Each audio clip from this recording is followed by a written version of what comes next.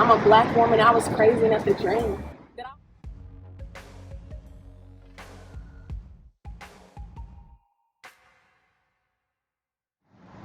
Hey guys, it's Scale, and welcome to the first ever Scale Sits with the Author. So I'm going to have a very candid conversation with Chantel Haskins. She is the author of The Love Journey. It is a book of poetry, and it is beautiful. I mean, the first poem, I was like, that's me. So, you guys, I'm so excited to bring you this conversation. Okay, Chantel, please tell the Sit with Scale viewers who you are. I'm Chantel Haskins. I'm a girl from Durham.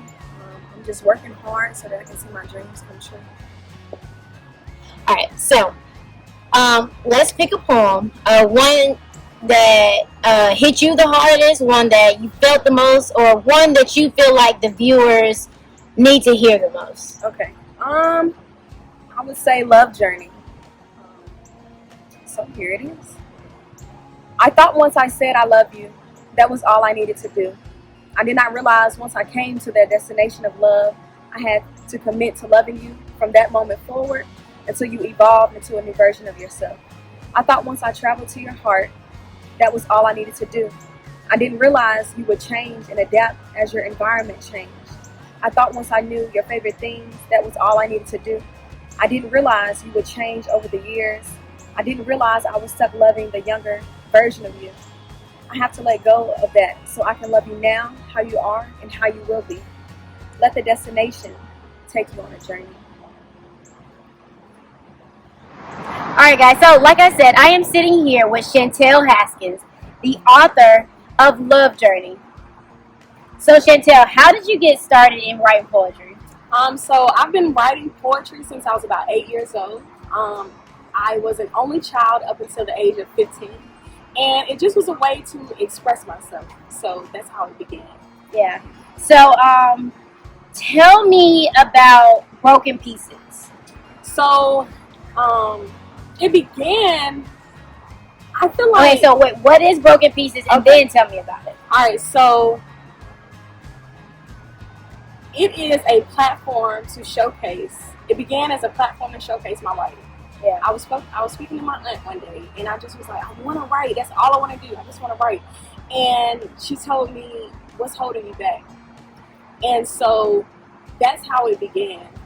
Just a platform for me to kind of showcase my writing. From there, it's became like a community outreach program, and we've been able to do some awesome things.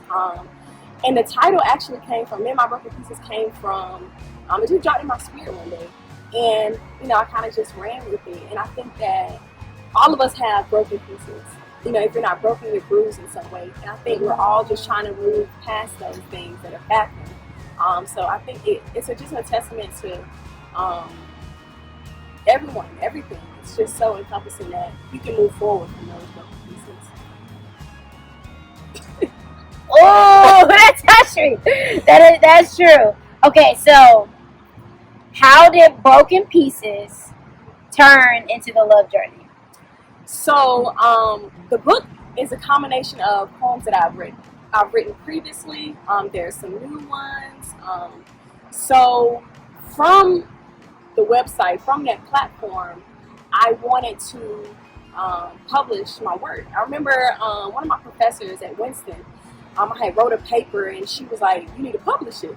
And I'm like, oh wow, publish. I had never, really made that connection. And so once I began to write more poems and posting it on the website, I kind of went back to just that publishing aspect and that desire. Shout out to the Winston State University. That's you. Please don't let them tell you that you can't be anything. If you go to a HBCU, we have a black female vice president from a HBCU. So right. They can no longer tell us that. Yeah. Okay, so where did this title come from, and how long did it take you to write Love Journey? So the title actually came from, I was speaking to my grandmother one day, and she always has some really, really great advice. And it kind of dropped in her spirit, God is going to take us on a love journey. And so I remembered that, and when I was thinking about titles and different things. I was playing around with a lot of things, love pieces and love, just different things. And it brought back to my remembrance love journey. So that's how it began. Yeah. I think love pieces would be a good part 2. Yeah, like, okay. That's cool. Like, I like Okay. that. Love journey, love pieces. Okay. Okay. I don't know if I want to go into my favorite and be selfish or let me. Okay, I'm gonna do you. What was your favorite poem or section and why? And so, can you first talk about how it's broken into sections, because there's 3 different sections, and then what is your favorite poem or section or both? So it's a poem entitled "Mine." I like the last line on that. It says, "Do you mind loving me? Trusting me." I think that was pretty clever. Right. It came from a poem that I wrote on a 2-minute segment for my live poetry that I do on Monday nights on my personal Facebook page, and I just love that line because trust is one of the. It's so important when you love someone. It's such a major factor, and it's asking someone for you, do you mind loving me? I think that's what we all want in it. Yeah. So I guess I can go into my favorite. My favorite was Pieces, because I felt like that's how I used to love. And that's the first poem. That's the very first poem. So it's like a gut punch, like it hits you, and I'm like, oh, now I gotta go through my love journey. And so is this your personal love journey? Is it like your story? Is it one person? Is it multiple person? Is it you? Is it a journey about you loving you? Like, how is that? Like, tell me where the take us back. Okay. Take us back. So I would say it's me. It's someone else. It's someone that we've known. It's something that we've encountered. It's something that we want to hear. Something that we want to say or didn't get a chance to say. And like you said, I think that you can find yourself in each aspect, each poem, each section. And Pieces, just it being an opening poem in the book. I think that it's so easy to go back to a love that you had and that makes you bitter, or it's so easy to meet someone and kind of don't want to continue loving them how they need it. It's so easy to say goodbye, Right. than versus like kind of working it out and seeing things through.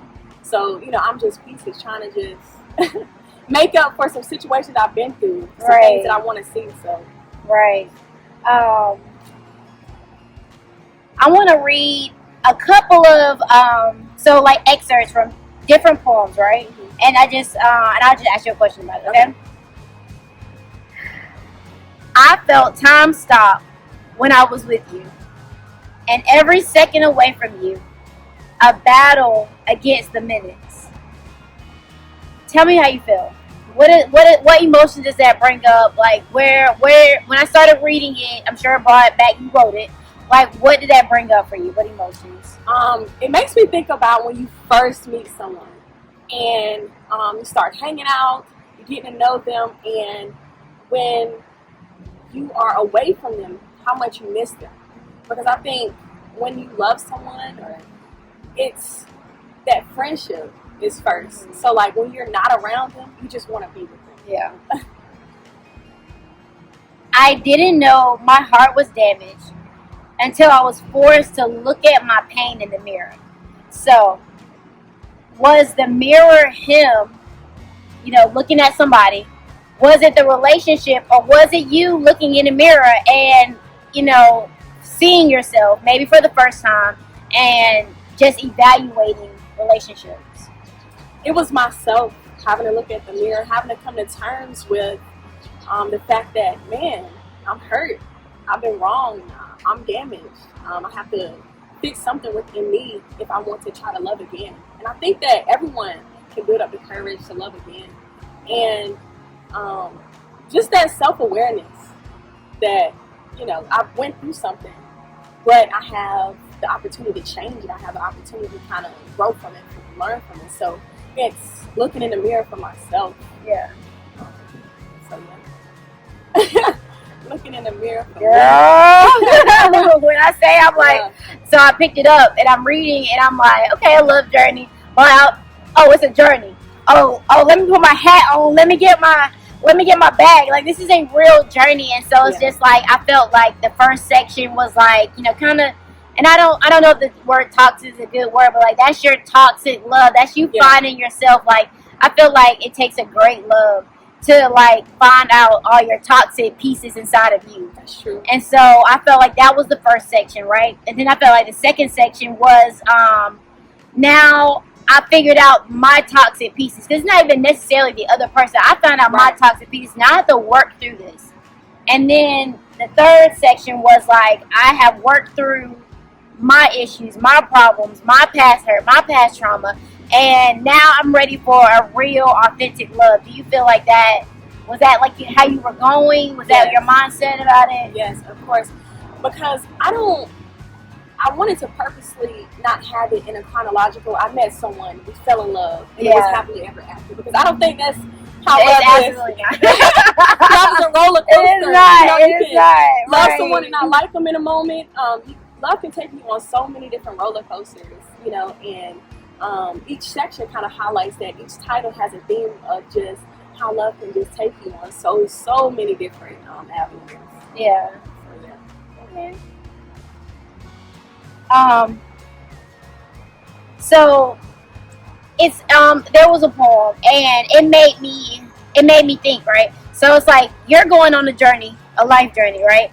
And a partner can be going on a life journey, right? Mm-hmm. So how do you love someone as a journey, but they're going through a journey? And to align, because, you know, you could fall in love, you know, at point A, but then you both go through life and you both go through experience and things like that. And so then what happens if it doesn't align?